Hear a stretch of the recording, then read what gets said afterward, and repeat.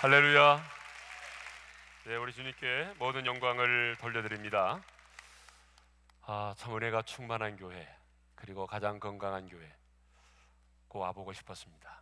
왜냐하면 와서 어떻게 선교하는지 선교의 전략과 마인드를 보고 많이 배우고 싶었습니다.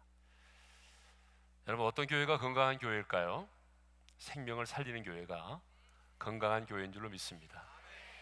그런 의미에서 본다면 은혜교회는 가장 건강한 교회라고 제가 자신 있게 말씀드릴 수 있습니다.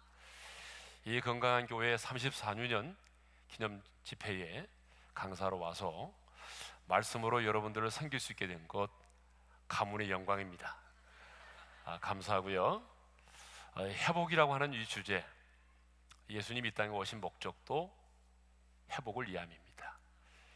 그리고 예수님이 십자가에 죽으시고 부활하신 것도 따지고 보면 회복이 있습니다. 예수님이 오심으로 말미암아 시작된 그 하나님의 나라도 회복입니다.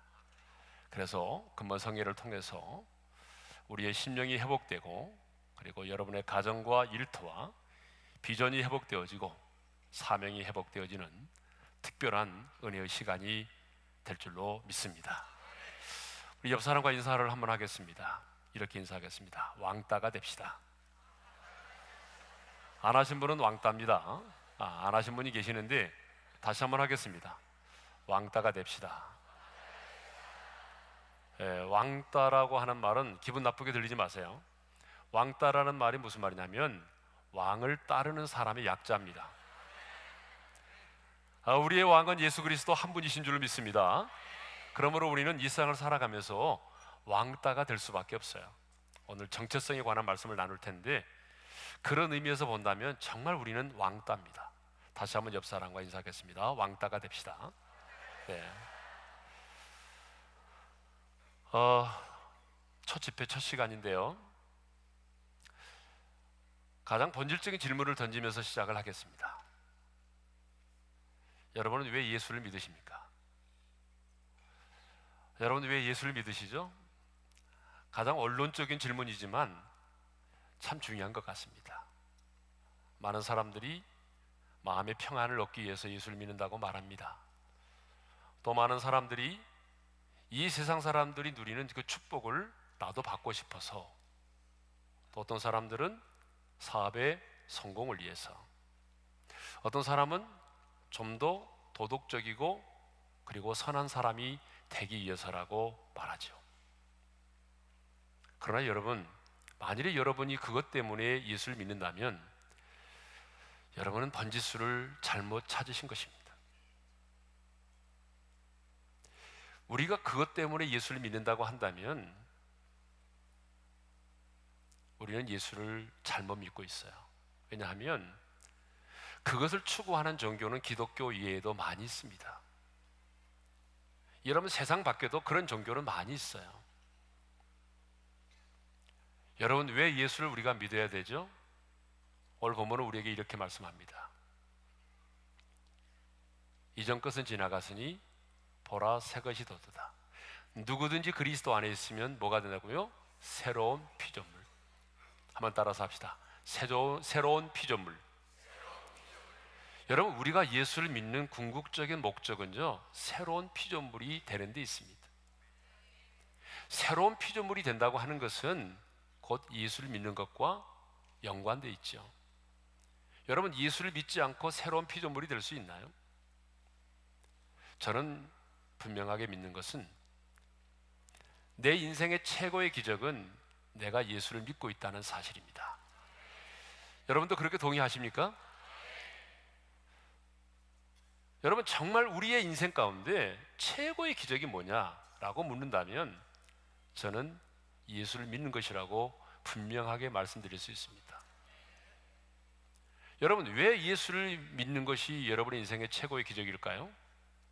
그것은 우리가 믿는 복음의 내용은 사실 인간의 상식과 이성으로는 이해가 불가능한 것이기 때문에 그렇습니다. 여러분, 우리는 그 복음 앞에 감격하고 복음을 위해서 살아가고 있지만 사실 따지고 보게 되면 우리가 믿는 복음의 도리, 우리가 믿는 복음의 내용은요, 사실 상식적으로 이해가 안 되는 얘기입니다. 몇 가지 예를 들겠습니다. 성경은 우리를 죄인이라고 말하죠.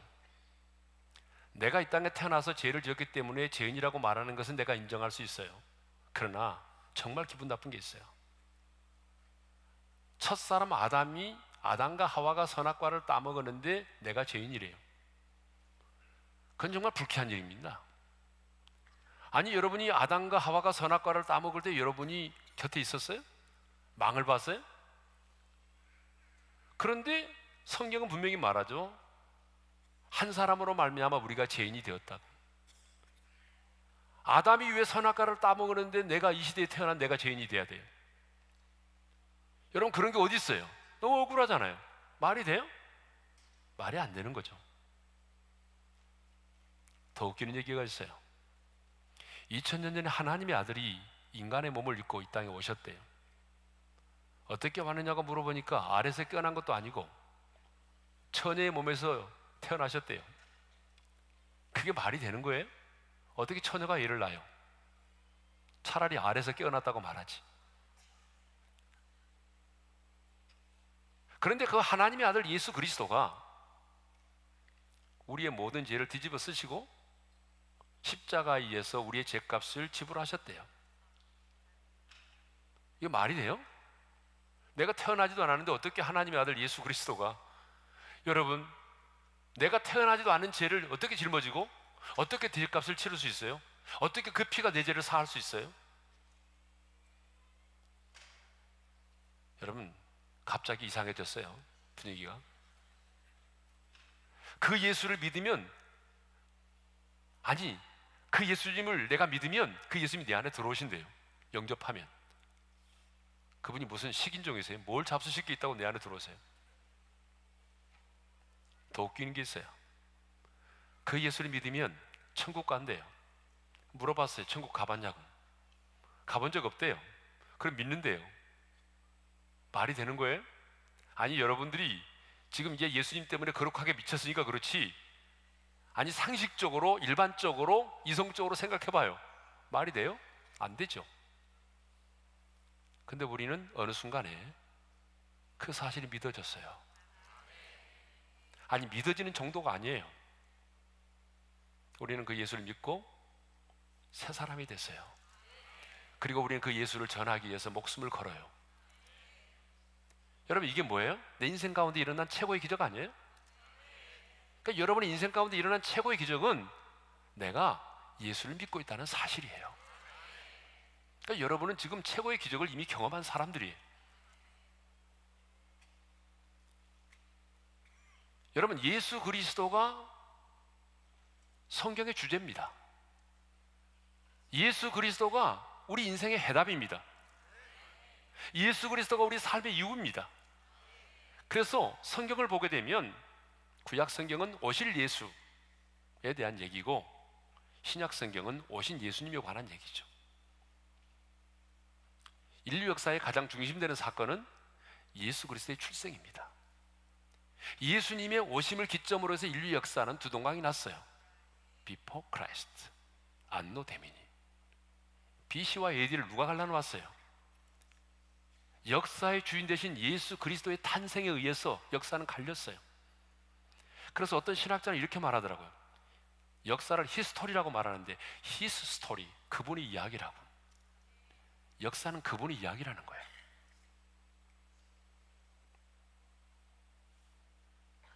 여러분, 우리가 예수를 믿는다고 해서 갑자기 여러분의 얼굴 모양이 달라지고, 여러분 예수를 믿는다고 해서 교통사고도 안 나고 암에 걸리지도 않고 외모가 바뀌어지나요?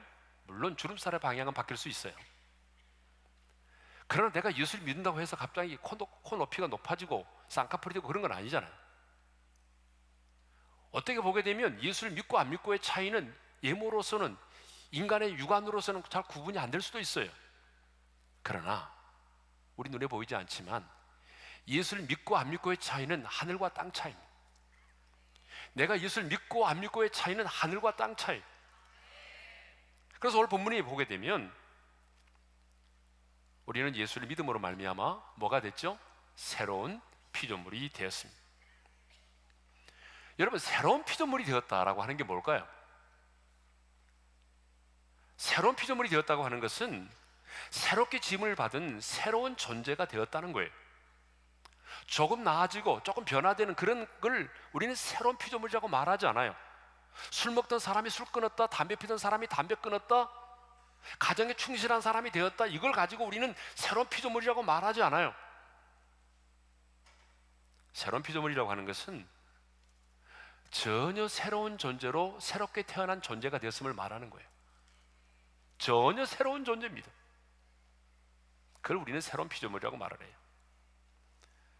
우리가 새로운 피조물이 되었다고 하는 것을 이해하려면 새로운 피조물이 되기 이전에, 예수를 믿기 이전에 우리의 삶이 어떤 모습이었는가를 알게 되면 새로운 피조물이 되었다고 하는 게 어떤 것인지를 실감할 수 있어요. 그러면 예수 믿기 전에 우리의 존재가 어떤 존재였냐면, 첫째로 성경은 이렇게 말합니다. 허물과 죄로 죽어 있었다라고 말합니다. 따라서 합시다. 허물과 죄로 죽어 있었다.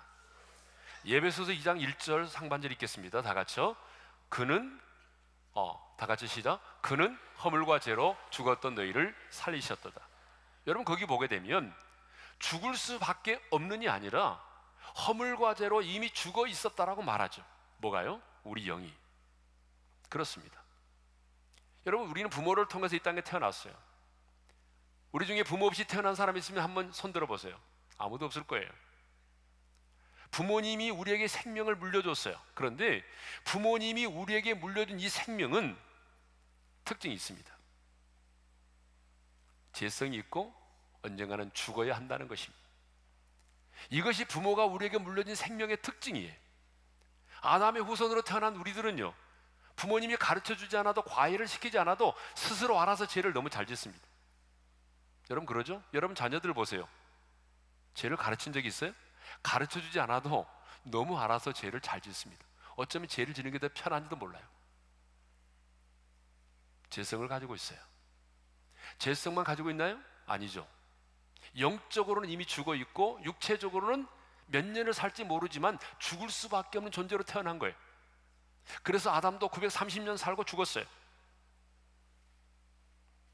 영이 죽었다는 말은 영이 없다는 말이 아니라 그 기능이 마비됐다는 거죠.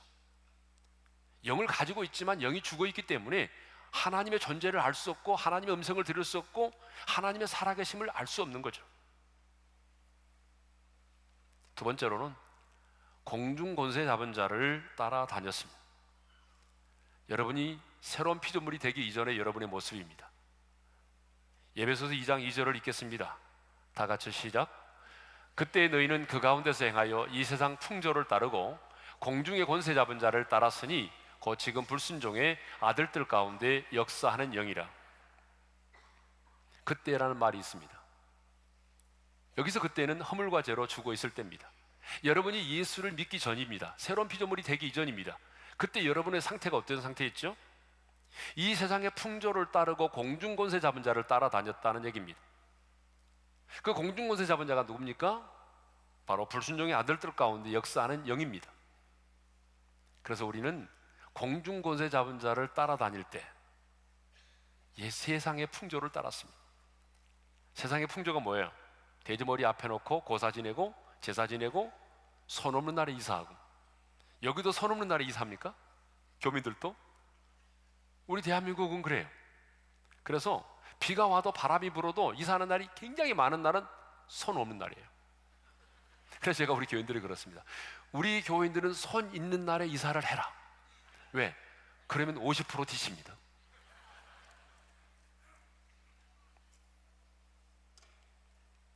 예수를 믿어도 아직도 세상의 풍조를 따르는 사람들이 있어요. 예수를 믿어도요, 제가 예전에, 지금은 뭐 신방은 안 하지만 예전에 신방 가서 들은 얘기입니다. 자녀가 고3이 되면요, 미역국을 안 끓여준대요. 1년 동안 미역국을 안 끓여주는 거예요. 왜? 미끄러진다고. 밥 먹다가 밥알이 떨어졌잖아요?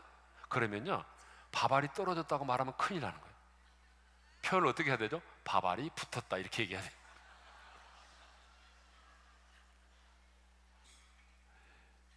여러분, 예전에 한국의 서울에서 어떤 얘기가 있었냐면, 뭐 자동차의 뒤에 보게 되면 뭐 소나타라든가 이런 게 있잖아요. 뭐 쌍용 이런 게, 거기 S자 두 개를 떼가지고 두 개를 호주머니에 넣고 다니면 서울에 있는 S대에 들어간다고 그랬어요.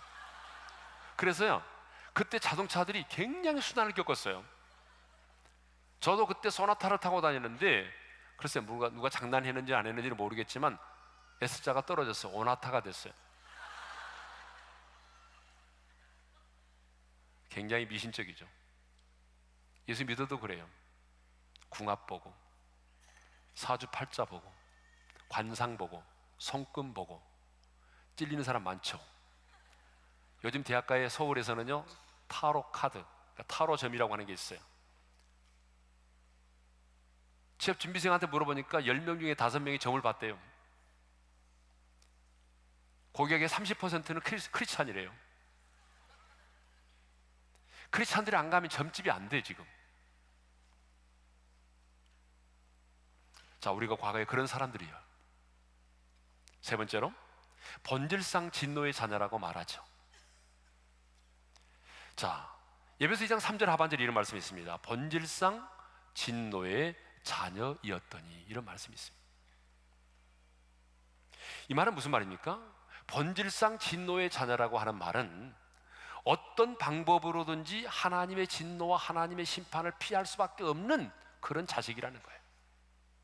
그러니까 여러분이 예수 믿기 이전에는 어떤 형태로든지 간에 하나님의 진노와 하나님의 심판을 피할 수 없는, 본질적으로 하나님의 진노를 받아야만 하는 그런 불쌍한 자식이었다, 그 말이에요.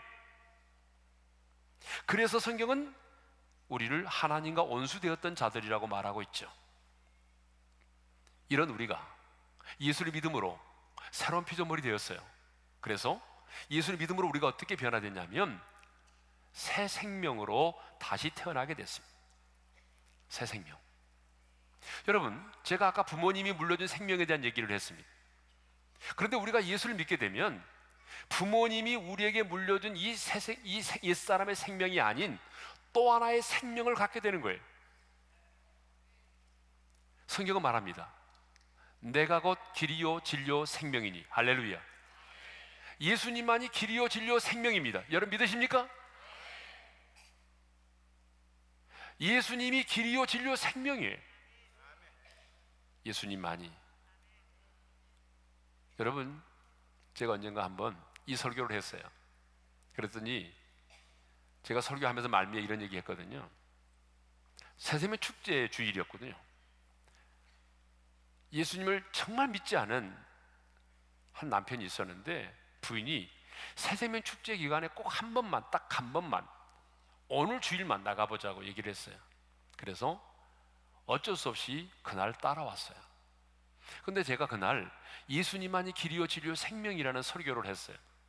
그리고 말미에 제가 이렇게 말했습니다.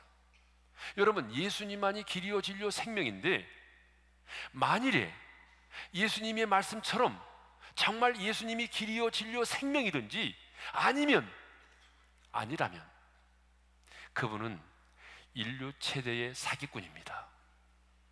제가 그렇게 했어요. 근데 그분이 어디서 은혜 받은지 아세요? 예수님이 인류 최대의 사기꾼이라는 말에 은혜를 받은 거예요. 예수님이 길이요 진리요 생명이든지, 여러분 맞죠? 아니라면, 예수님의 말씀처럼 아니라고 한다면 뭐예요? 그분은 인류 최대의 사기꾼이죠. 여러분 맞아요, 안 맞아요? 이쪽 동네는 너무 엄숙해요. 맞아요, 안 맞아요?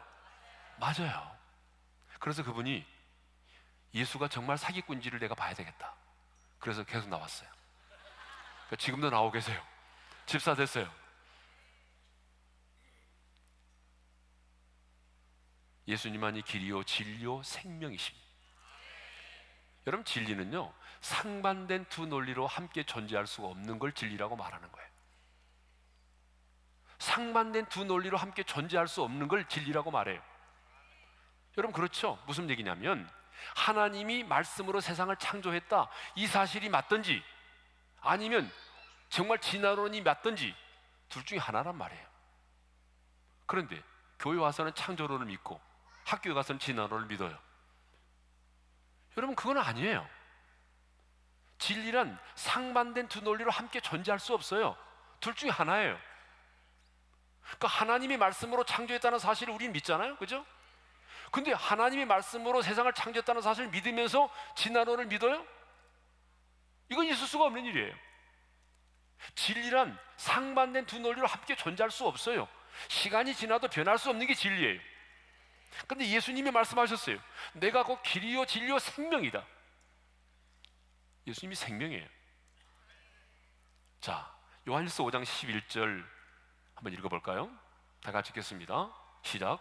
또 증거는 이것이니 하나님이 우리에게 영생을 주신 것과 이 생명이 그의 아들 안에 있는 그것이니라. 아멘. 자, 하나님이 우리에게 영생을 주신 것과 이 생명이 그의 아들 안에 있다는 거죠. 12절을 읽겠습니다. 요한일서 5장 12절 다 같이 시작. 아들이 있는 자에게는 생명이 있고 하나님의 아들이 없는 자에게는 생명이 없느니라. 여기 예수를 모르는 A라는 사람이 있습니다. 이분에게 말합니다. 당신은 하나님의 아들이었기 때문에 생명이 없습니다 라고 말하면 기분 나쁘게 생각하겠죠? 그러나 이것은 사실이죠. 부모님이 물려준 생명은 있죠. 그러나 예수님이 말씀하신 그 생명은 없다는 거예요.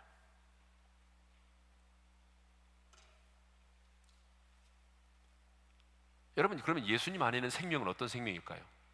제가 방금 전에 부모님이 우리에게 물려준 생명에 대해서 말씀드렸어요. 기억하고 있죠? 부모님이 우리에게 물려준 생명은 재성이 있고 영적으로는 죽어 있고 또 언젠가는 우리가 죽어야 될 생명이에요. 이게 부모가 물려준 생명이에요. 그런데 제가 좀 움직여도 괜찮겠습니까? 예. 그런데 말입니다.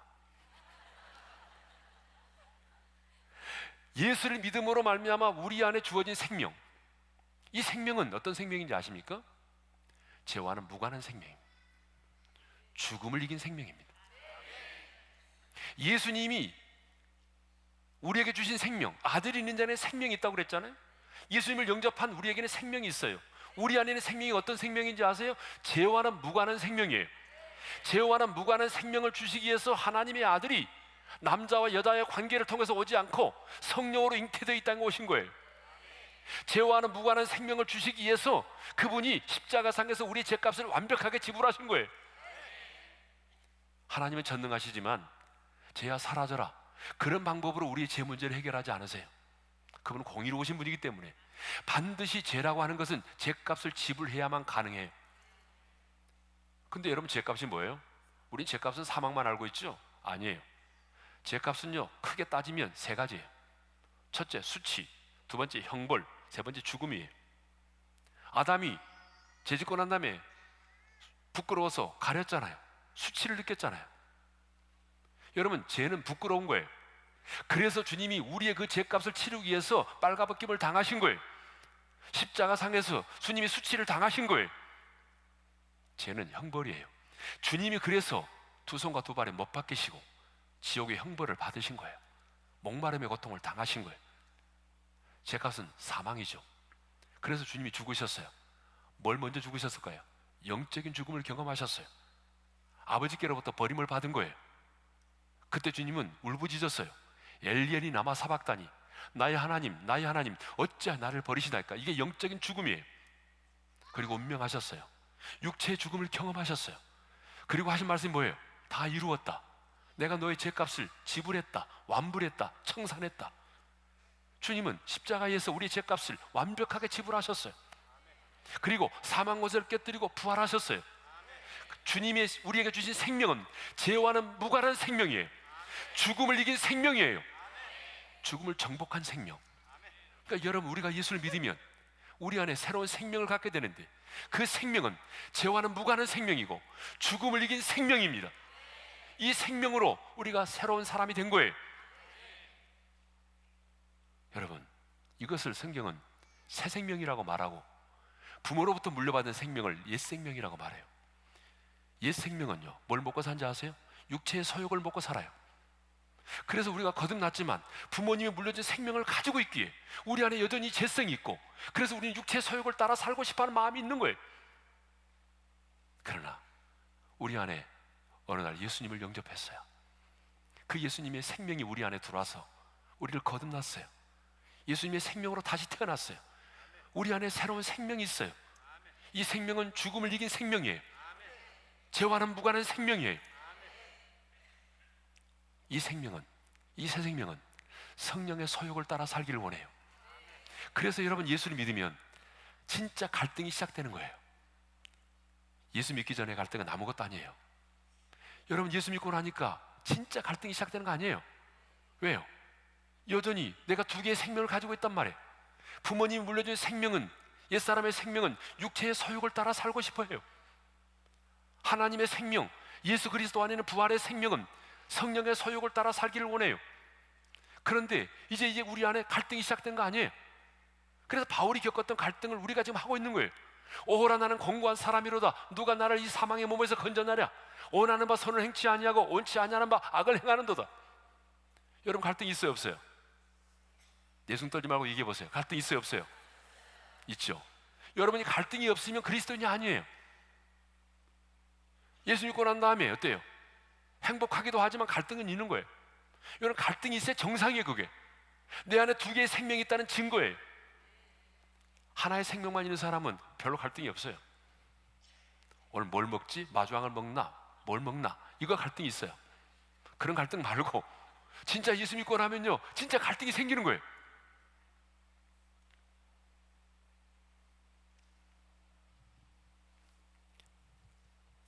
두 번째로는 하나님의 자녀가 됐습니다. 여러분, 우리가 새로운 존재로 새롭게 태어나서 되는 순간에 가장 먼저 일어나는 변화가 신분의 변화입니다. 그리고 이어지는 변화가 상태의 변화예요. 그래서 우리가 예수 믿고 나면 가장 먼저 우리에게 주어지는 변화가 신분이 바뀌는 겁니다. 그래서 요한복음 1장 12절에 이런 말씀이 있어요. 다 같이 읽겠습니다. 시작. 영접하는 자, 곧 그 이름을 믿는 자들에게는 하나님의 자녀가 되는 권세를 주셨으니. 그래서 우리는 하나님의 자녀가 됐습니다. 예수를 영접하여 새로운 피조물이 되는 순간 우리의 신분이 바뀌었습니다. 하나님의 자녀가 되는 권세를 갖게 됐어요. 그래서 우리는 이 피조물인 우리 인간이 이 창조주 하나님을 향하여 아빠, 아버지라고 부를 수 있게 된 거예요. 그것도 법적으로만이 아니라 로마서 8장 15절에 보게 되면 양자형을 받아서 하나님을 아빠, 아버지라고 부를 수 있게 된 거예요. 한번 이렇게 불러볼까요? 아빠, 아버지. 아버지에 대한 상처가 있는 사람은 아빠라고 부르지 못하더라고요. 아버지에 대한 상처가 많은 사람들은 하나님을 아빠라고 잘 못 불러요. 차라리 하나님을 어머니라고 불렀으면 좋겠대. 여러분, 하나님 아빠에 대한 표현은 성의 표현이 아니에요. 다시 한번 우리 하나님을 불러볼까요? 아빠, 아버지. 시작. 아빠, 아버지. 우리는 하나님을 아빠, 아버지라 부를 수 있게 됐어요. 세 번째로는 새로운 비전과 새로운 가치관을 갖게 됐어요. 자, 17절 하반절을 읽겠습니다. 다 같이 시작. 이전 것은 지나갔으니 보라, 새 것이 되었도다. 따라서 합시다. 보라, 새 것이 되었도다. 여러분, 이 새 것이 되었도다라고 하는 말은 신분만이 아니라 우리가 예수를 믿고 새로운 생명을 갖고 하나님의 자녀가 되는 순간 우리 모두에게는 새로운 비전과 새로운 가치관이 생겼다는 것이에요. 그래서 예수 믿고 새로운 피조물이 되었는데 비전이 없어요? 새로운 가치관이 없어요? 하나님의 사람이라고 말할 수 없어요. 여러분, 바울도 주님을 만나고 난 다음에 물었잖아요. 내가 무엇을 해야 하오리까? 주님을 만나고 나면요, 반드시 새로운 피조물이 되고 나면 우리가 이전에 가졌던 가치관이 아니에요. 새로운 가치관이에요. 새로운 비전을 갖게 되는 거예요. 근데 저희 교회는 좀 젊은이가 많거든요. 젊은이가 참 많습니다. 어쩌면 한국교 교인수 분포로 봤을 때 젊은이가 가장 많이 등록을 할 거예요. 1년에 저희 교회는 대학 청년부만 1,300, 1,400명이 등록합니다. 그러니까 굉장히 많은 편이죠. 근데 저는 젊은이들 만나면 비전에 관해서 많이 나눠요. 비전이 뭐니? 이렇게 물어보게 되면요, 야망과 비전을 구분하지 못해요. 자신의 야망을 비전으로 포장을 했어요. 자신의 야망인데 표현을 비전이라고 말하는 거예요. 그런데 여러분, 야망과 비전은 다른 거예요. 자, 야망과 비전이 뭔지 제가 딱 쉽게 설명하겠습니다. 예수 그리스도가 살아 숨쉬고 있으면 그건 비전입니다. 예수 그리스도가 살아 숨쉬지 않으면 야망이에요. 포장하는 것뿐이에요. 지금 내가 뭐가 되겠습니다, 어떤 사람이 되겠습니다, 이렇게 하겠습니다라고 말하지만 그 가운데 정말 예수 그리스도가 꿈틀거리고 예수 그리스도가 살아 숨쉬고 있으면 그건 비전이에요. 근데 예수 그리스도가 살아 숨쉬지 않으면 야망이에요, 야망. 여러분, 하나님이 주신 우리에게 비전은요, 가장 나답게 살면 되는 거예요. 누구처럼 사는 게 아니에요. 가장 나답게 살면 돼요. 이 젊은이들이 많이 나왔으면 이해가 잘 될 텐데 잘 안 보이는데, 네. 여러분, 비전은요 가장 나답게 사는 거예요. 따라서 합시다. 비전은 누구처럼 사는 것이 아니라 가장 나답게 사는 것이다. 예, 가장 나답게 살면 돼요. 비교할 거 없어요. 여러분, 하나님이 우리를 부르심의 은사가 다 다르잖아요. 여호수아 갈렙을 볼까요? 여호수아 갈렙은 동시대 인물이에요. 그렇죠? 동일한 업적을 남겼어요. 여호수아 갈렙은 동시대의 사람이라니까요. 그리고 동일한 업적을 남겼던 사람이에요. 그럼에도 불구하고 여호수아는 모세의 뒤를 이어서 뭐가 됐어요? 이스라엘의 지도자가 됐어요. 갈렙은 뭐예요? 갈렙은 뭐죠? 이럴 때 쓰는 말 있죠. 낙동강 오리알이라고. 갈렙은 아무것도 아니에요. 성경은 여호수아서도 있는데 갈렙서는 없어요. 그러면 여러분이 갈렙이라면 기분 나쁘죠? 같이 정탐했고 같이 믿음의 보고를 올렸고, 그런데 갈렙은 뭐냐고요? 근데 갈렙은요, 여러분, 시기와 질투 때문에 여호수아가 하는 모든 일을 사사건건 트집 잡고, 젊은이들이 쓰는 말로 하겠습니다. 용서하십시오. 써도 되겠습니까? 쉽겠죠. 여호수아가 뭘 말만 하면, 여호수아가 뭐 합시다 그러면 여호수아 그런 게 아니에요, 그런 게 아니에요, 이렇게 말했겠죠. 그런데 여러분, 성경을 보게 되면 갈렙이 말이죠, 한 번도 여호수아가 하는 일에 딴지를 걸지 않아요. 뒤에서 그를 끄집어 내리지 않았어요. 왜 그런지 아세요? 갈렙은 알았어요. 하나님이 여호수아에게 주신 비전과 내게 주신 비전이 다르다는 걸 알았어요. 하나님이 여호수아에게 주신 비전은 지도자가 되는 거예요. 그래서 가나안의 원주민을 몰아내고 그 땅을 하나님의 나라를 만드는 거예요. 그게 하나님 여호수아에게 주신 비전이에요. 그러면 내게 주신 비전이 뭐예요? 갈렙이 받은 비전이 뭐죠? 갈렙은 정탐하면서 헤브론의 산지를 보는 순간 비전이 생겼어요. 비전은 많은 경우가 보는 때 생겨요. 헤브론의 산지를 보는 순간, 하나님, 저 산지를 내게 주십시오. 노래만 부르지 말고, 노래만 부르면 뭐예요?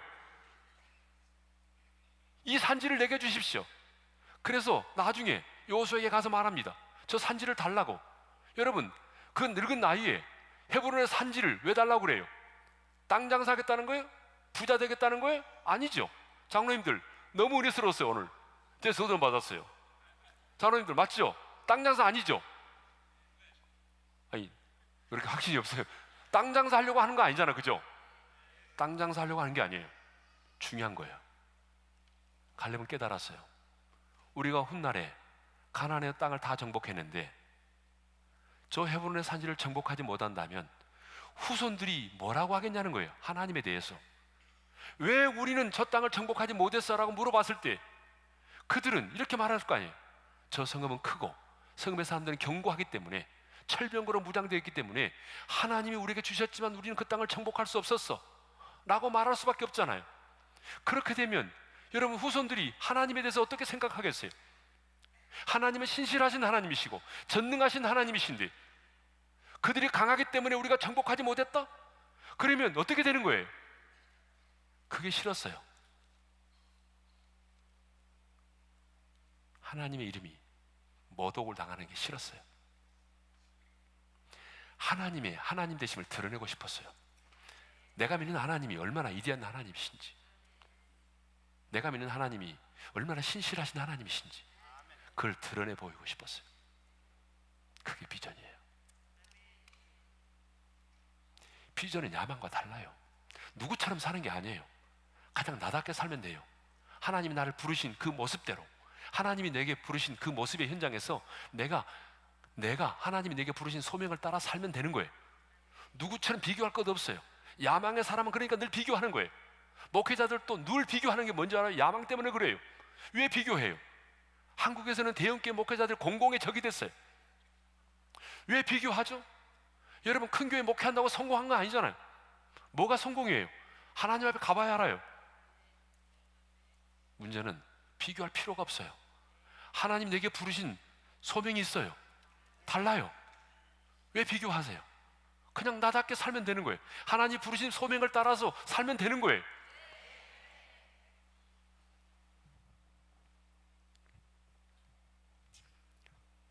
이민교 선교사라고 하는 분이 있습니다. 복음에 빚진 사람이라고 하는 책을 썼는데 어느 날 제 방을 방문해서 책을 하나 줬어요. 제가 이 책을 읽고 너무 감동을 받아가지고 우리 교회 간증을 한번 시켰습니다. 여러분 혹시 들어보셨습니까? 이민교 선교사님, 목사님. 예, 설명하셨어요? 다 알고 계세요? 왔다 갔어요?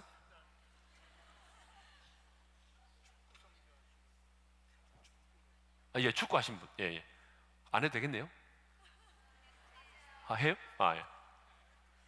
그분이 간증하는 걸 들어봤는데요.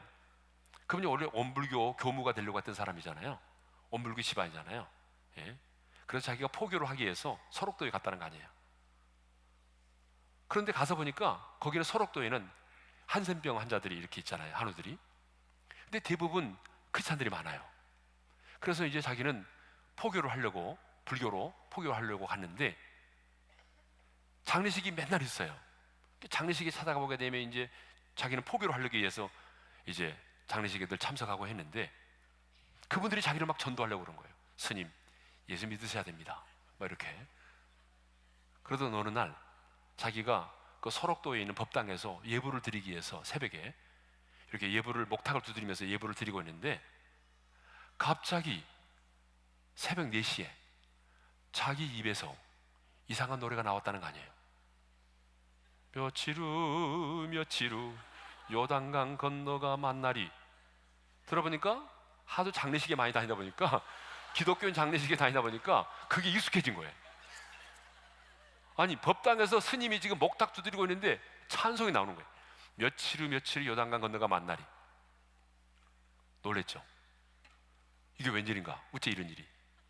그런데 갑자기 그 이후에 성령이 불이 임한 거예요. 이분이 자기 말이 안 나오는 거예요. 방언이 임한 거예요. 그래서 말을 못 하는 거예요. 자기가 못 알아듣는 말을 하게 되는 거예요. 떼굴떼굴 구르면서. 그래서 그분이 처음에 그게 뭔지 몰랐어요. 나중에 목사님 찾아가서 물어보니까 성령이 불을 받았다는 거예요. 그래서요, 결혼이 얘기죠. 그분이 복음을 깨닫고 난 다음에 주님은 나를 위해서 생명을 바쳤는데 그렇다면 나도 주님을 위해서 내 생명을 바쳐야 되는 거 아닌가. 그래서 그분이 그 당시에 가장 어렵다고 하는 우즈벡에 들어가서 선교하다가 방송국 리포트에 걸려가지고 다시 이제 추방당해서 지금 카작에서 하고 있죠. 키르기스탄인가 카작인가 거기서 지금 농아부 축구팀 감독을 하고 있습니다. 여러분, 이렇게 복음이라고 하는 것은 딱 접하게 되면 사람을 미치게 만들죠. 내가 복음을 받아들였는데 새 생명을 얻었는데 미치지 않는다. 그 사람이 이상한 거예요, 사실은. 예. 따라서 하겠습니다. 이전 것은 지나갔으니. 다시 한번 따라서 하겠습니다. 이전 것은 지나갔으니. 예. 자, 누구든지 그리스도 안에 있으면 새로운 피조물이라. 이전 것은 지나갔으니 보라 새 것이 되었도다 그랬죠. 여러분, 우리가 그리스도 안에서 새로운 피조물이 되면요, 이전 것은 지나간 것입니다. 무슨 말이냐면 내가 과거의 아픔과 상처, 우리의 인생 가운데는 진짜 지우개가 있다면 지워버리고 싶은 과거의 아픔과 상처가 있어요. 누구에게나. 여러분, 말을 하지 않아서 그렇지 여러분의 인생 가운데도 마찬가지예요. 우리 인생 가운데도 지우개가 있다면 확 지워버리고 싶은, 다시는 기억하고 싶지 않은 그런 인생의 아픔과 상처가 있습니다. 사탄은요, 과거지향적입니다. 제가 목회하면서 깨달은 거예요. 사탄은 과거지향적입니다. 그래서 끊임없이 우리의 상처를 가지고 지난날의 아픔, 지난날의 실패와 넘어짐을 가지고 우리를 공격해요. 여러분, 그래 안 그래요? 사탄은 과거지향적이에요. 그래서 사탄이 가장 많이 쓰는 말이 있어요. 너는 끝장이다. 하나님은 너를 사랑하지 않아. 사탄의 전매 특허예요. 제가 금요일마다 우리 교회 금요기도회 굉장히 뜨겁거든요. 거의 본당에 다 찹니다. 매주일날. 여기 앞에는 거의 젊은이들이에요. 서울에서는 금요일은 불금이라고 그래요. 불타는 금요일. 근데 우리 교회는 성령이 불이 타는 거죠. 제가 금요기도회 끝나고 나면 제가 1994년도부터 지금까지 꼭 기도를 합니다. 예전에는 건강할 때는 30명을 번호표를 뽑아가지고 새벽 2시까지 기도 사역을 했어요. 번호표를 뽑으면 앞에 자리가 있어요.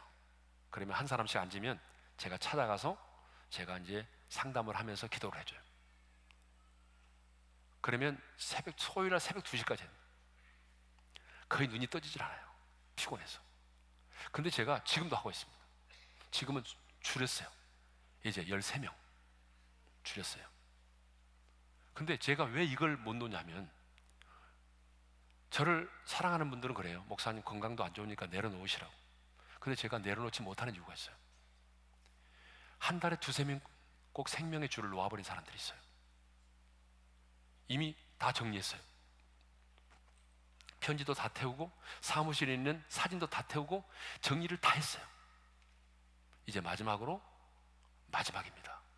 모든 걸 다 끝내고 저를 찾아왔어요. 인사하러 온 분도 있습니다. 생명의 줄을 놓아버린 사람들이에요. 그런 분들 붙들고 씨름하죠. 어떤 분은요, 그 자매는 지금도 기억납니다. 독일에서 유학하고 온 자매인데 똑똑해요. 자매님 기도 제목이 뭐예요? 죽게 해주세요. 네? 목사님 저 죽게 해주세요. 근데 여러분, 목사가 죽게 해달라고 기도하면 되겠어요? 살게 해달라고 기도했죠? 하나님 소망을 주시고 살려달라고. 그렇게 기도를 하고 눈을 떴더니 그 자매가 저를 이렇게 쳐다보죠. 다시는 이 교회 나온가 봐라. 왜요? 자기 소원대로 기도해 주지 않았다는. 그 자매는요, 꼭 금요기도 나와요. 근데 금요기도에 갈 때 자기 차를 가져오지 않아요. 항상 택시를 타요. 오른쪽에 운전석 옆에 타죠. 안전벨트 안 매요. 기도 제목이 뭔지 알아? 계속 기도한 제목이 가다가 사고 나서 죽게 해주세요. 이게 기도 제목이에요. 가다가 사고 나서 죽게 해달라는 거예요. 금요기도 내내 이 기도만 하고 있는 거예요. 여러분, 얼마나 힘들면 그러겠어요. 우리 인생 가운데는요, 이렇게 지워버리고 싶은, 지우개가 있다면 지워버리고 싶은 아픔과 상처, 과거가 있어요. 근데 사탄은 그걸 가지고 우리를 공격하죠. 과거지향적이죠. 근데 우리 하나님은 미래지향적입니다. 우리 하나님은 미래지향적이죠. 자, 성경 한 권 읽어볼까요? 예레미야 29장 11절 잘 아는 말씀이죠. 읽겠습니다. 시작. 나 여호와의 말씀이니라. 너희를 향한 나의 생각을 내가 아나니 평안이요 재앙이 아니니라. 너희에게 미래와 희망을 주는 것이니라. 자, 우리 하나님은 우리를 향한 하나님의 생각이 뭐라고 말씀하시죠? 자, 재앙이 아니라 평안이고 미래와 희망을 주는 거예요. 하나님은 항상 우리에게 미래와 희망을 주는 분입니다. 그래서 이사야 43장 18절 19절 때도 이전 일을 기억하지 말며 옛날 일을 생각하지 말라고 말씀하고 있습니다. 그런데 너무나 많은 사람들이 지난날의 아픔과 상처에 매여 있습니다. 여러분, 폭우 위에 묶여있는 배는 아무리 너를 저어도 나갈 수가 없는 거예요. 그래서 지난날의 그 아픔과 상처를 치유받고 회복되어야만이 여러분 계속해서 미래를 향하여 나갈 수가 있죠. 이제 오늘 본문의 주제와 관련된 가장 중요한 문제를 다루겠습니다. 한번 따라서 하겠습니다. 자신의 정체성을 분명히 하라. 자, 우리가 그리스도 안에서 새로운 피조물이 되었다고 한다면 하나님의 자녀로서 새로운 피조물로서 내 자신의 정체성을 분명히 해야 된다는 거죠. 이 세상에는 여러 종류의 사람이 있는 것 같지만 성경은 딱 두 가지로 말합니다. 성경이 말합니다. 자, 요한일서 4장 4절 읽겠습니다. 시작. 자녀들아 너희는 아직 안 떴나요?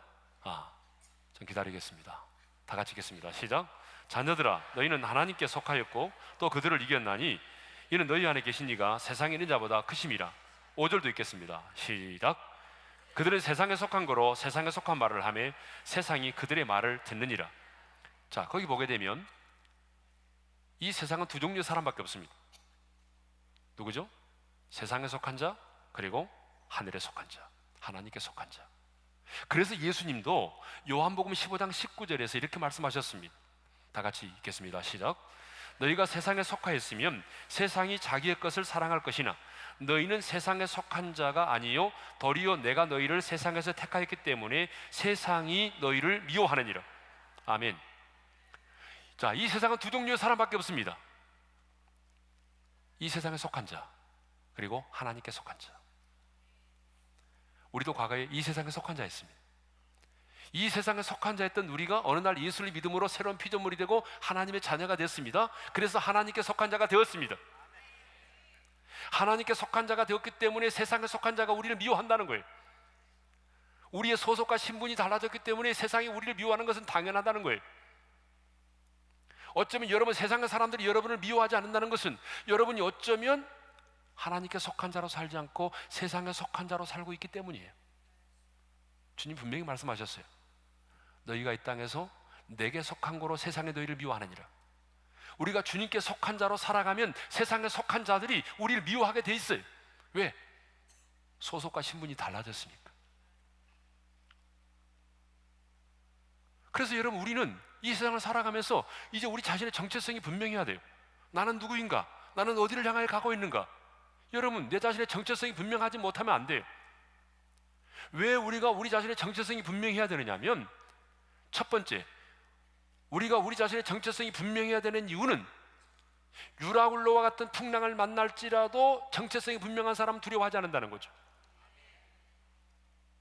여러분, 바울이 예수의 신분으로 로마의 재판을 받기 위해서 압송됐잖아요. 그때 배를 타고 가다가 유라굴로라는 광풍을 만났죠. 이제는 살 소망이 다 사라졌습니다. 배에 있는 모든 것을 다 바다에 던졌어요. 이제 모든 사람이 살 소망이 사라져서 죽음의 순간만을 기다리고 있던 그때에 바울이 뭐라고 말하는지 아세요? 사도행전 27장 23절을 읽겠습니다. 다 같이요. 내가 속한 바 곧 내가 섬기는 하나님의 사자가 어젯밤에 내 곁에 서서 말하되, 따라서 합시다. 내가 속한 바, 내가 섬기는 하나님의 사자가. 여러분, 바울은 지금 그 순간에 자기의 정체성을 분명히 하고 있습니다. 뭐라고 말합니까? 내가 속한 바, 내가 속한 바, 내가 섬기는 하나님. 자기 자신이 하나님께 속해 있다라고 말합니다. 그리고 나는 하나님을 섬기는 자라고 말합니다. 모든 사람이 죽음 앞에 겁을 내고 두려워 떨고 있는 그 순간에 배 한복판에서 하나님의 사람 바울이 말합니다. 내가 속한 분, 내가 섬기는 하나님의 사자가 내게 어저께 이렇게 말씀하셨다. 여러분, 무슨 얘기죠?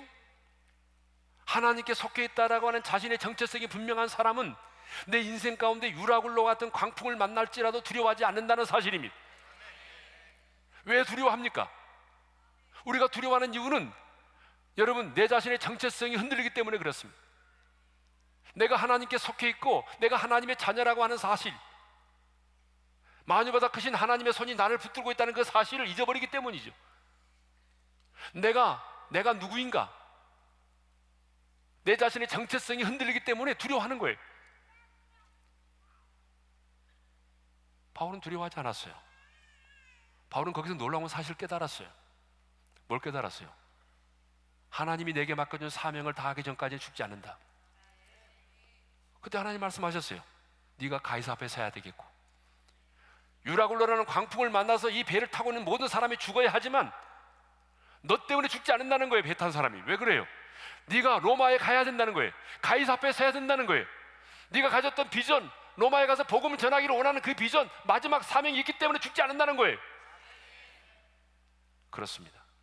하나님의 사람은 하나님이 내게 맡겨준 사명을 감당하기 전까지는 죽지 않습니다. 바울이 그 사실을 알았어요.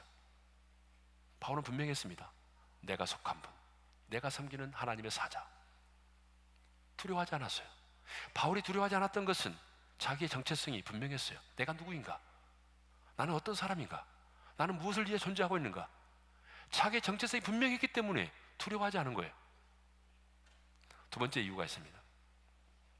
왜 우리가 자신의 정체성이 분명해야 되느냐면, 정체성이 분명한 자가 영적 전쟁을 감당할 수 있습니다. 여러분, 이스라엘 백성들이 하나님의 은혜로 홍해를 건너고 광야를 거쳐서 요단강을 건너서 가나안 땅에 들어갔습니다. 길갈에 진을 치고 있습니다. 지금 이들은 뭘 해야 됩니까? 가나안의 원주민을 몰아내는 영적 전쟁을 목전에 두고 있습니다. 그때에 하나님께서 이스라엘 백성들에게 할례를 받게 하셨습니다. 그렇죠? 자, 여호수아 5장 2절에 보게 되면 할례를 행하라고 말씀하셨습니다. 할례가 뭐죠? 포피를 베어내는 것으로 오늘날로 말하면 포경 수술을 말합니다. 할례의 의미가 뭐죠? 하나님께서 아브라함과 언약을 맺으면서 그의 자손들이 하나님의 언약의 백성임을 확증하기 위해서 시행하게 한 것이죠. 그러니까 하나님의 언약 백성의 표지가 할례입니다. 그러면 그 언약의 내용이 뭐죠? 하나님은 이스라엘의 왕이 되시고 이스라엘은 그의 백성이 되는 것이죠. 이게 언약의 내용이에요. 하나님은 이스라엘의 왕이 되시고 이스라엘 백성들은 그분의 백성이 되는 거예요. 그래서 할례 받은 이스라엘 백성들은 소변을 볼 때마다 소변 줄기만을 보는 게 아니에요. 소변을 볼 때마다 하나님은 나의 왕이시고 나는 그분의 백성이다 라고 생각을 했어요. 왜 중요하죠? 가나안의 원주민을 몰아내는 영적 전쟁에 앞서서 뭐가 중요하다는 거예요? 할례를 행하게 하신 것은 너는 하나님께 속한 언약의 백성임을 확실히 하게 했습니다. 하나님께 속한 언약의 백성이라고 하는, 여러분, 이 자신의 정체성이 분명한 자만이 영적 전쟁을 치를 수 있기 때문에 그래요. 여러분, 우리 삶은 영적 전쟁입니다. 여러분이 원하든지 원하지 않든지 간에 우리의 삶은 영적 전쟁의 한복판에 있어요 지금. 근데 이 교회는 영적 전쟁을 정말 잘하는 교회로 제가 알고 있습니다. 그래서 한 수 배우러 왔습니다. 여러분, 우리 교회도 영적 전쟁을 꽤나 하는 교회인데, 한국에서는. 근데 목사님 만나 얘기 들어보니까 이게 게임이 안 되는 것 같아요. 우리 교회가 정말 영적 전쟁을 잘하는 교회예요. 멋있는 교회예요. 근데 한국에는요, 영적 전쟁을 잘 못하는 교회들이 너무 많습니다. 영적 전쟁을 아예 못해요. 예. 영적 전쟁을 총론은 있는데 강론이 없어요. 이게 문제거든요. 자, 우리 삶이 영적 전쟁이다, 이것은 어느 교파나 다 인정해요. 띠를 두르고 데모하는 사람들도 인정해요. 우리 삶은 영적 전쟁이다 다 인정하거든요. 그런데 강론에 들어가면요, 없어요. 강론이 약한 거예요. 그래서 마귀를 대적하라 그러면 못하는 거예요. 마귀 대적해 본 적이 없어요. 아니, 영적 전쟁하는데 마귀를 대적하지 못하면서 어떻게 전쟁을 해요? 예전에 우리 교회가 상가에 있을 때 말이죠, 저 아프리카의 카엔자 목사님을 모시고 집회를 했는데 그분이 귀신을 막 사역을 하더라고요. 내가 쪼는 사역을 하는데 제가 영어가 안 되니까 그 당시에 고급 영어를 한다고 하는 전도사님을 불러왔어요. 총신 나와가지고 서울대 대학원 나오셨대요. 고급 영어를 하신대. 근데 이분은요, 통역을 이렇게 했어요. 나가주시기 바랍니다, 이렇게 했어요. 나가겠어요? 나가겠냐고요? 귀신이 나가겠어요? 이런 얘기 들어보셨죠? 많이 들어봤을 거예요. 어떤 중학생이 기도실에 들어가는데 귀신이 나타났어요. 전도사님이 말씀하기를 귀신이 나타나면 찬송을 불러라. 근데 찬송이 생각이 안 나는 거예요. 당신은 사랑받기 위해 태어난 사람. 그 찬양밖에 생각이 안 나는 거예요. 맨날 그것만 불러가지고. 그래서 나오는 게 그걸 불렀어요. 당신은 사랑받기 위해 태어난 사람. 귀신이 놀란 거예요. 가는 곳곳마다 멸시천대를 받았는데 처음으로 인격적으로 존중을 받는 거예요. 그래서 귀신이 하답송을 했다는 거예요. 감사해요. 깨닫지 못했었는데 내가 얼마나 소중한 존재라는 걸. 네. 이건 누가 만드는 얘기 같아요. 근데 잘 못해요. 강론에 들어가면 없어요. 뭐 신약, 구약, 쌍권총 차고 뭐 큐티하고 뭐 크로스웨이하고 뭐 어마어마하게 성경 공부를 많이 해요. 우리 교회도 실탄은 엄청나게 많이 장전했어요. 남보처럼 쌍권총 차고 실탄 이렇게 둘러매고, 근데 견디다 못해 지쳐 쓰러지는 거예요. 자기 혼자 쓰러지는 거예요. 실탄이 너무 많이 준비됐어요. 그런데 순복음교회 보니까 빈총이야. 제자훈련도 없고 거의 없어요. 지금은 달라졌지만. 그런데 그분들은 막 빈총으로 쏘아야 되는 거예요. 뭐가 이상하다고 그러면 막 예수 피, 예수 이름하고. 그러니까 이 순복음교회들이 다 큰 교회가 돼버렸어요. 예. 빈총이라도 쏘아야 되는 게 더 좋더라고. 예.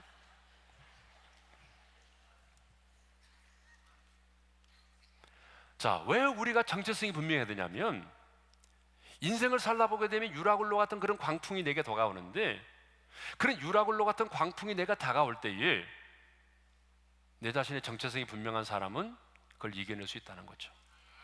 그러나 정체성이 분명하지 않은 사람은 흔들립니다. 왜 정체성이 분명해야 되냐면, 정체성이 분명한 자만이 영적 전쟁을 감당할 수 있다는 거예요. 영적 전쟁을 누가 합니까? 정체성이 분명해야 하죠. 예? 그래서 예전에 보게 되면 다윗이 전쟁을 하려고 했을 때 말이죠, 블레셋에 잠깐 들어갔었잖아요. 근데 블레셋과 이스라엘이 전투를 하려고 할 때에, 그때에 다윗이 블레셋 편에서 싸우려고 하니까 블레셋 장수들이 돌아가라고 그랬잖아요. 이놈이 언제 마음 변할지 모르니까. 왜 그래요? 그럴 수밖에 없죠. 정체성이 분명하지 않은 사람이 어떻게 맡겨요? 네. 그래서 여러분, 우리는 우리 존재 가치를 알아야 됩니다. 내 자신의 정체성을 분명히 해야 되지만, 새로운 피조물이 된 사람은 자신의 정체성을 분명히 해야 되지만, 또한 자신의 존재 가치를 알아야 돼요. 여러분, 우리가 성경에 보니까 고린도후서 4장 7절에 뭐라고 말하냐면, 우리가 이 보배를 질그릇에 가졌다고 말하잖아요. 여러분, 우리 질그릇입니다. 질그릇이 뭐예요? 가장 깨어지기 쉬운 그릇이잖아요. 여러분, 중환자실에 가보세요. 우리가 얼마나 연약한 질그릇인지 알 수 있어요. 메르스 사태 보세요. 바이러스 하나 이겨내지 못하잖아요. 그만큼 우리가 연약해요. 바이러스 하나 이겨내지 못하는 질그릇이에요. 그러나 성경은 말하죠. 우리가 이 보배를 질그릇에 가졌으니, 따라서 합시다. 우리가 이 보배를 질그릇에 가졌으니. 여러분, 중요한 것은요, 그릇의 가치는 그 그릇에 무엇이 담겨 있느냐에 따라서 그릇의 가치가 결정된다는 거예요. 여러분, 그러죠? 아무리 금그릇이면 뭐예요? 거기에 뭐가 담겨져 있느냐에 따라서 그릇의 가치는 결정되는 거 아니에요? 우린 질그릇입니다. 요즘에 한국에서는 금수저, 흙수저라는 말이 있어요. 어쩌면 우리는 흙수저일 수도 있어요. 근데 중요한 것은요, 내가 질그릇과 같은 존재일지라도, 가방끈이 작고 뭐 여러 가지 부족할지라도, 문제는 뭐냐 그러면 이 질그릇 안에 무엇이 담겨 있냐네. 근데 이 보배를 가졌다고 그러잖아요. 보배가 뭘까요? 예수 그리스도입니다. 할렐루야. 우리가 질그릇과 같은 존재인데 우리 안에 보배이신 예수님이 우리 안에 계신다는 거예요. 그러면 예수님을 모시고 나면 우리 인생의 가치는 나에 의해서 결정되는 게 아닙니다. 여러분의 인생의 가치는 여러분의 스펙에 의해서 결정되는 게 아니에요. 이제는 예수 그리스도 안에서 새로운 피조물이 되고 나면 여러분의 인생의 가치는요, 여러분이 어느 학교를 나왔느냐, 여러분의 스펙이 뭐냐, 연봉이 얼마냐, 아파트 평수가 얼마냐, 이거에 대해서 결정되는 게 아니에요. 중요한 것, 제가 얘기했잖아요. 그 사람의 가치는, 우리는 그릇인데 그릇에 무엇이 담겨 있느냐에 따라 다르다니까요. 여러분, 아무리 금그릇인데 거기에다가 여러분 꽁초가 담겨 있으면 뭐가 되게 돼요? 잿더리. 우리나라에서는 잿더리 그래요. 미국에서는 뭐라고 합니까? 제러리.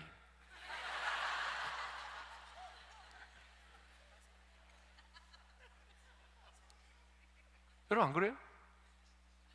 펄펄 끓는 된장찌개가 담겨져 있으면 뭐예요? 뚝배기. 그렇잖아요, 여러분. 거기에 말이죠, 예전에 우리 어르신들은 시집올 때 요강 해봤죠. 요강, 논요강. 거기 소변이 담겼으면 요강이 되는 거예요. 그 그릇의 가치는요, 무엇이 담겨져 있느냐에 따라서 결정된단 말이에요. 그러니까 우리 인생의 가치는 무엇에서 결정되느냐면, 내 안에 무엇이 담겨 있느냐. 내가 그릇인데 나는 질그릇이에요. 금그릇이 아니에요. 예, 저는 질그릇이에요. 저는 흙수저예요. 그런데 중요한 건 뭐냐면 내 안에 보배이신 예수 그리스도가 있다는 거예요. 그 생명이 내 안에 있다는 거예요. 그 생명으로 내가 거듭났다는 거예요.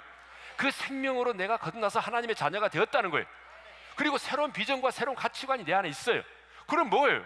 이제 나는 보배예요. 그래서 하나님의 사람들은요, 그래서 뭐라고 말하죠? 우리가 이 보배를 가졌으니 사방으로 우겨싸임을 당해도 쌓이지 않고, 답답한 일을 당해도 낙심치 않고, 박해를 받아도 어때요? 버림받지 않고, 그렇죠? 거꾸로 뛰림을 당해도 망하지 않는 거예요. 왜? 보배가 내 안에 보배신 예수님이 있기 때문에. 제가요, 여러분 돈 좋아하시죠? 돈 좀 보여드릴까요? 신사임당 한국은행 5만 원권입니다. 실제 돈입니다. 그런데 제가 이 돈을 내 자신이라고 생각해 보세요. 여러분 자신이라고 생각해 보세요. 인생을 살다 보게 되면 이렇게 돈이 은행에서 나왔을 때 구김도 없고 새 돈입니다. 그래 인생을 살다 보게 되면 어떻게 됩니까? 이게 구김을 당하게 되죠. 인생을 살다 보게 되면 한국은행 총재가 보면 미안하지만 어떻습니까? 구김을 당합니다. 짓밟힘을 당해요.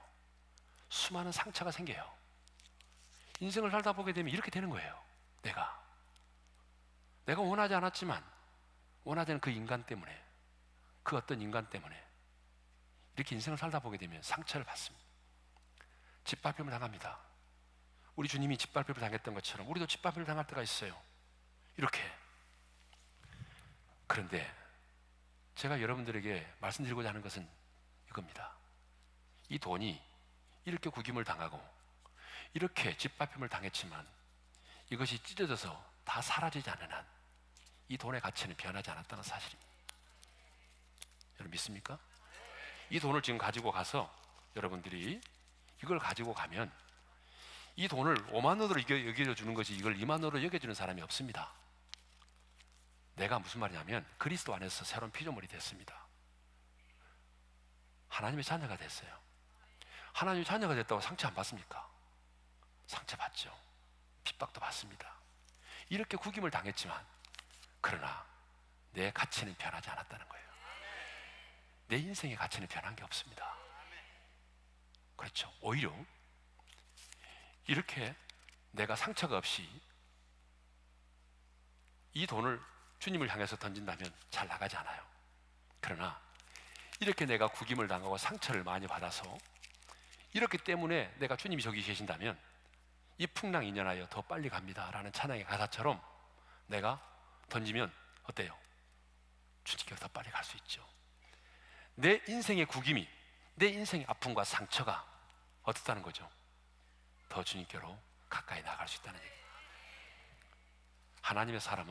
하나님은 여러분 자존심이 강한 사람을 찾으시는 것이 아니라 자존감이 높은 사람을 찾습니다. 여러분 자존심과 자존감은 달라요. 하나님은 자존심이 강한 사람을 쓰는 것이 아니라 하나님은 자존감이 높은 사람을 쓰십니다. 자존심은 남에게 굽히지 않고 스스로 자기를 높이는 마음이에요. 자존감은 스스로 자기 존재가 얼마나 귀한지를 아는 마음이에요. 자기 존재 가치와 관련되어 있습니다. 우리에게 필요한 것은 자존심이 아닙니다. 자존감입니다. 이제 그 자존심은 버리십시오. 그리스도 안에서 여러분의 자존심은 다 버리고 여러분 그리스도 안에서 새로운 피조물로서의 자존감을 갖기를 바랍니다. 하나님은 자존심이 강한 자를 들어 쓰시는 것이 아니라 자존감이 높은 자를 들어 쓰십니다. 다니엘과 그 친구들 보십시오. 얼마나 자존감이 있었습니까? 자존심이 아니라 자존감이 있었습니다. 그래서 하나님은 그 시대에 멋지게 그들을 사용하셨습니다. 누가 하나님의 사람입니까? 내가 처한 환경과는 상관없이, 나의 지위와는 상관없이 내가 하나님의 사람이라는 분명한 자신의 정체성을 가지고 당당하게 사는 자입니다. 설교 마쳤습니다. 옆 사람과 인사 한번 하겠습니다. 쪽팔리게 살지 맙시다. 좀 말이 거칠어서 그런지 잘 안 하시는 분들이 있어요. 젊은이들하고 좀 하다 보니까 좀 말이 거칠어졌는데, 다시 한번 옆 사람에게 쪽팔리게 살지 말고 당당하게 삽시다. 하나님은요, 저와 여러분이 쪽팔리게 사는 거 싫어하십니다. 여러분의 자녀들이 쪽팔리게 사는 거 보면 좋아요, 기분이? 진짜 기분 나쁘잖아요. 우리 하나님이요, 그래요.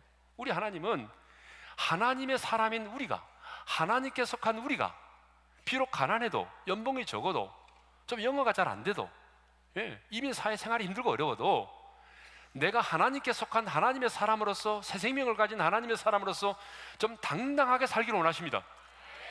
여러분, 당당하게 삽시다. 하나님은 그렇게 당당하게 사는 자를 들어쓰십니다. 자존심을 내려놓고 자존감이 높은 자가 돼서 하나님이 이 시대에 여러분의 두 손을 붙들어 크게 쓰신 많은 그런 하나님의 사람 될 수 있기를 바랍니다.